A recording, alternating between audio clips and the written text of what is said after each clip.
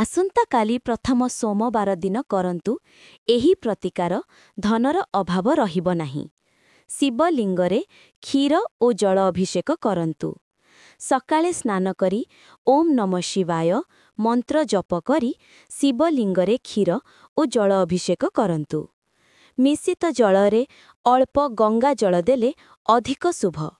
ଏହା ନିୟମିତ କଲେ ଅର୍ଥ ଓ ସମୃଦ୍ଧି ବୃଦ୍ଧି ହୁଏ। ବେଲପତ୍ର ଦାନ କରନ୍ତୁ।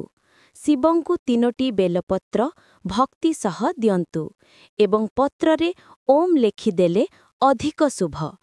ଏହା ଧନ ସମ୍ପର୍କିତ ବାଧାକୁ ଦୂର କରେ। ଦରିଦ୍ର ନାରାୟଣ ସେବା କରନ୍ତୁ। ସୋମବାର ଦିନ ଗରିବ ଲୋକଙ୍କୁ ଖାଇବା ବା ଅଳ୍ପ ଦାନ କରନ୍ତୁ।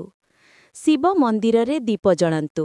ସନ୍ଧ୍ୟାବେଳେ ଏକା ଶିପ ଗୋଲାପ ତେଲ ବା ଘିଅରେ ଜଳାନ୍ତୁ। ଏହା ଘରର ନେଗେଟିଭ୍ ଏନର୍ଜି ଦୂର କରି ଧନ ନିୟୋଗ ଆକର୍ଷିତ କରେ। ଶିବ ମନ୍ତ୍ର ଜପ ଓ ଧ୍ୟାନ। ଓମ୍ ମହାଦେବାୟ ନମଃ ବା ଓମ୍ ନମଃ ଶିବାୟ ମନ୍ତ୍ର 108 ଥର ଜପ କରନ୍ତୁ। ମନ ଶାନ୍ତି ଓ ଧନ ସମୃଦ୍ଧି ଦୁହିଁ ମିଳିବ।